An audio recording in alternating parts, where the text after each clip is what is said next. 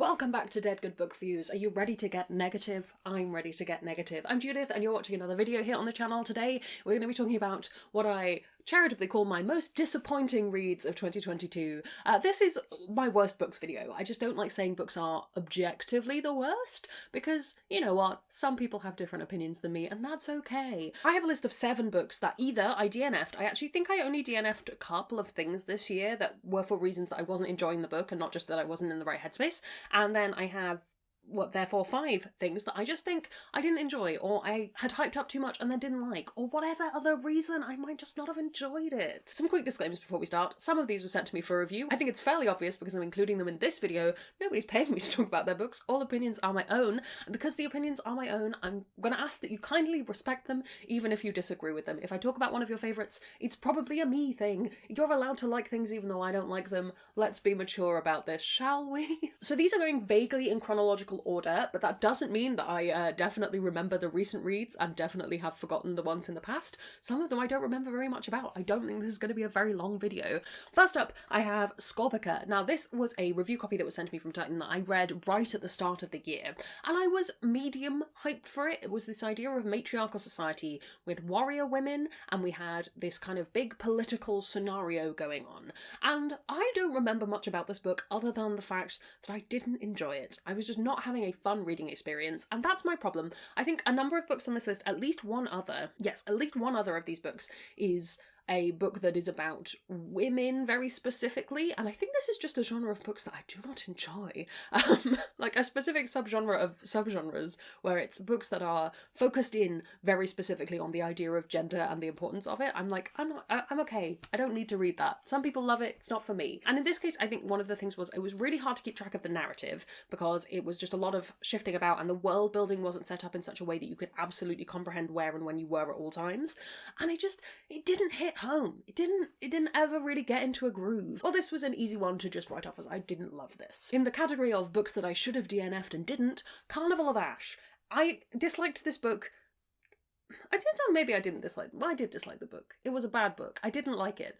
But to the point where every time I see it in bookshops, it fills me with rage. And that's not fair to the book. It was probably a me thing, but it does make me very, very angry when I think about it. So this book was one that had like a whole thing about singing in it, and all the chapters started with sung bits, and it wasn't ever clear really whose perspective I was in, and the perspective kept shifting, but like in chunks of the book rather than every chapter, and it was really boring. And there was like one perspective that was very interesting, but then we immediately lost that perspective and going into other people's perspectives.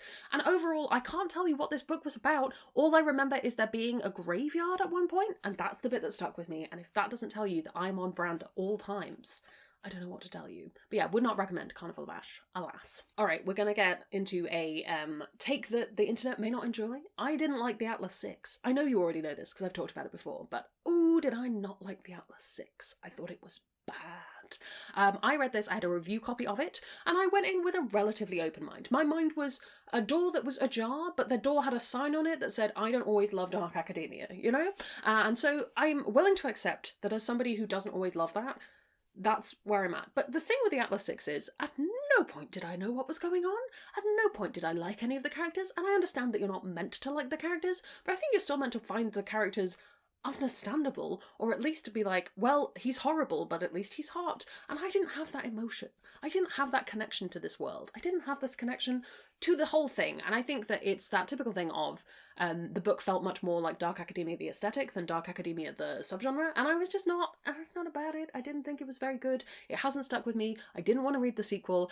In fact, on my new releases list for last year, next to the sequel, I just says, no, I don't want this. No, not too super surprising based on all my other reading, but I didn't like the Atlas 6, and I'm sorry. As an addendum to that, I have liked other TikTok famous books, so it's not just me hating on TikTok. It's not. I'm going to do my 2 DNFs that I'm going to talk about here, and then I'll come on to the 2 books that were just kind of disappointing for me.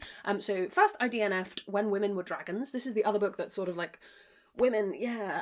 I DNF'd this because I knew very early on that it wasn't going to be for me, and I think I persevered up to about 100 pages and realised that it was never going to change from being absolutely miserable and sad and depressing. And in a book where women who are oppressed are turning into dragons, do you know how impressive it has to be for you to make me not want to read that? Like, oh my goodness. It was so miserable and so much about the main character being kept in the dark and being sort of neglected, and it wasn't an enjoyable read. And I know some people have loved it and some people have got really excited about it, but I know after 100 pages this was not a book for me, and so I DNF'd it.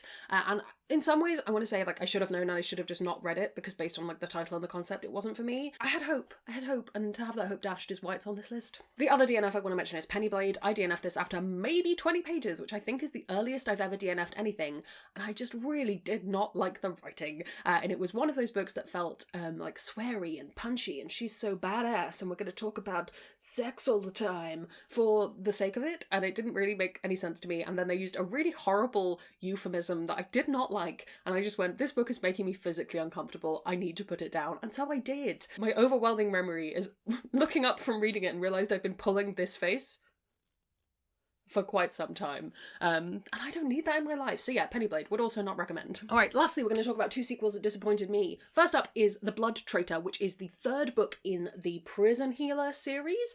I reread the first 2. I think the first one is pretty good. There are some problems with the series as a whole. There's some questions we could make about various elements of the world building and ideas. Is it very silly? Yes, absolutely. I was enjoying that. I was having a good time with the silliness. However, book 3 really felt like a book that did not need to exist, or indeed like a book that should have been its own series. And because we had that stupid, annoying thing of going back to the place that you started the series and also having a quest for items that had never come up before. Never, these items had not been mentioned, or if they had been, it'd been asides and you're like, okay, great, maybe we'll talk about that in the future, but it would need to be a full book on its own. And it's a chunk of this book, and I didn't appreciate it, and it didn't make me enjoy the series as a whole. Book 1, I think, is good for silly fun. I wouldn't continue with it. And lastly, this is probably the one that's most light on this list. I was kind of trying to fill out the list a little bit, but Heart of the Sun Warrior. And I had a chat with Angela yesterday, not at the time you're watching this, but it was yesterday for me, about this, and Angela was like, I think the reason you didn't like this is because it's written like a C-drama, and that idea of a character being consistently betrayed by everyone every 5 minutes is a hallmark of that, which I get. It makes sense. I'm willing to accept that that's the reason I didn't like this. I still didn't like this, and I didn't feel like that was the way it worked in book 1.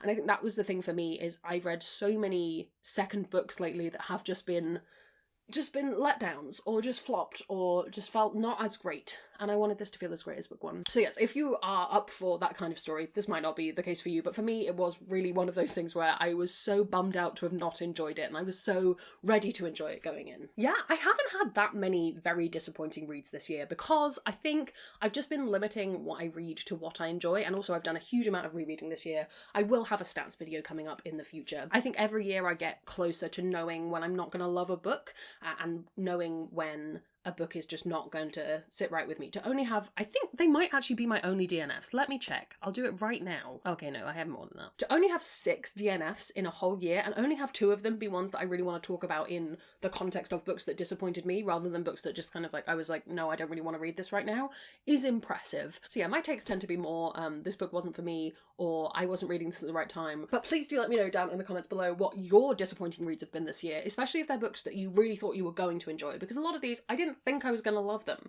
So I would like to know what your threshold is, where you're at with it. How many DNFs did you have this year? I would love to hear from you. While you're down there commenting, if you haven't already, please do subscribe. It makes me feel loved and appreciated. You can also follow me on social media. Come hang out on Discord, where we have chill chats about books. I'd like to say a huge thank you to all the ghosts who haunt me over on Patreon. They get early access to videos, bonus content, and live streams. If you would like to join their number, that's linked below. Thank you so much for watching. That's all from me, and I will see you in the next one. There's gonna be some bloopers now. I'm sure someone's making content like that. I'm gonna stop talking.